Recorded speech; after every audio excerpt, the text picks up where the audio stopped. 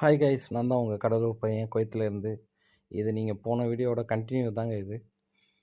Marinate பண்ணி வச்சுருந்தோம் fish. அந்த ஃபிஷ்ஷை வந்துட்டு கிட்டத்தட்ட ஒரு 2 ஹவர்ஸ் கிட்ட நம்ம மேரினேட் பண்ணி ஃப்ரிட்ஜில் வச்சுருந்தோங்க.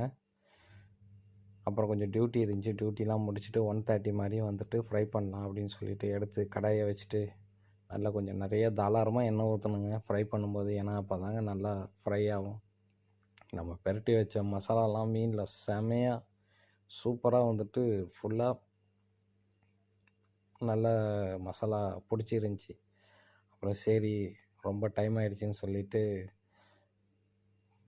ஃப்ரை பண்ண ஆரம்பிச்சிட்டாங்க.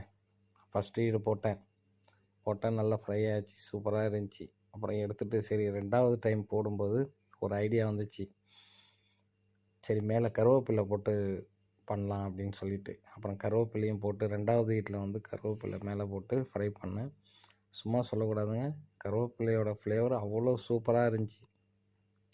ஃபைனலி சூப்பராக நம்ம வந்துட்டு ஃபிஷ் ஃப்ரை பண்ணிட்டோம். இந்த வீடியோ உங்களுக்கு பிடிச்சிருந்துச்சுன்னா ஷேர் பண்ணுங்கள், லைக் பண்ணுங்கள், சப்ஸ்கிரைப் பண்ணுங்கள்.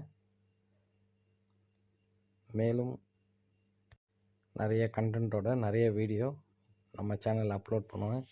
சப்போர்ட் பண்ணுங்கள்.